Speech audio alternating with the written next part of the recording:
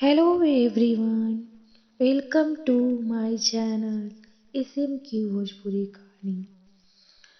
Friends, आज जो हम कहानी लेकर आयल बानी ओकर शीर्षक बा संतान। कहानी अगर अच्छा लगी तो लाइक करब, सब्सक्राइब करब, शेयर करब और कमेंट के माध्यम से जरूर बताई कि ई कहानी रउरा लोग के कैसन लागल। 20 कोस के इलाका में बिंदु सिंह के आतंक रहे। ओकर नाम से ही इतना लोग डरत रहन कि लोग स्वयं ही आपन माल निकाल ओकरा के सौंप देत रहन। ओकर पिटाई के बदला लोग मौत ही चुनल पसंद करत रहन। बिंदु सिंह अक्सर कहल करत रहे कि ओकरा के पिघला दे ऐसन कोई आग पैदा नइखे भइल। तीन राज्य के पुलिस ओकरा पीछे पड़ल रहे मगर ऊ हमेशा चकमा दे के भाग जात रहे।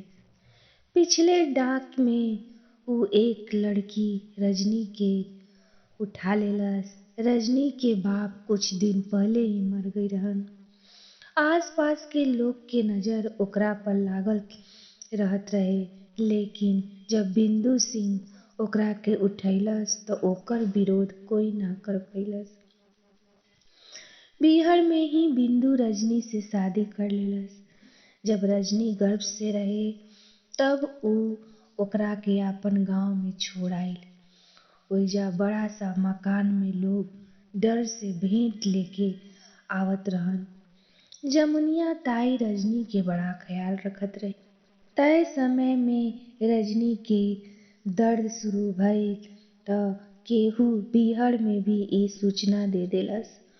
अगला दिन के सुबह में खबर फैलल कि रजनी के बेटा जना भइल।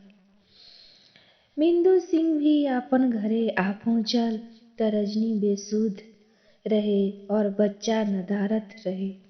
बिंदु बूढ़ी चमारिन पर बंदूक तान देलस त ऊ रोते हुए कहे लगली कि बच्चा त बड़ा सुंदर रहे मगर जमुनिया ताई ओकरा के उठा के ले गईली। ठाकुर के बच्चा के कोई उठा के ले जाए तो बड़ा लाज की बात ह। एसे हम केहू से ना कहनी। बिंदु गुस्सा में जमुनिया ताई के घर की ओर चलली त रास्ता के मंदिर में घंटा बजना शुरू हो गईल। एक औरत ओकरा दिखाई देली तो ऊ उधरे दौड़ पड़ल। ऊ देखलस कि जमुनिया ताई हाथ में एक बड़ा सा पत्थर उठइले बाड़ी और बच्चा के कुचले जाताड़ी। कुछ भी करह बच्चा खातिर जानलेवा हो जाइत एसे ऊ चिल्ला उठल, ताई काहे पोता के मारे जाताड़ू? एह पर जमुनिया बोलली कि आज ना मारब त काल पुलिस के गोली मार दी। बेचारी रजनी के पोसल बेटा मर जाई त ऊ भी मर जाई। हम एही से आज एकरा के मार देब त ऊ समझी कि बच्चा मरल पैदा भइल बा। बिंदु के आज पहली बार हाथ पैर सुन होत रहे। वह चित्कारते हुए कहलस कि बंदूक चढ़ा द देवी पर। आज से डाका बंद। ई हमार सौगंध बा।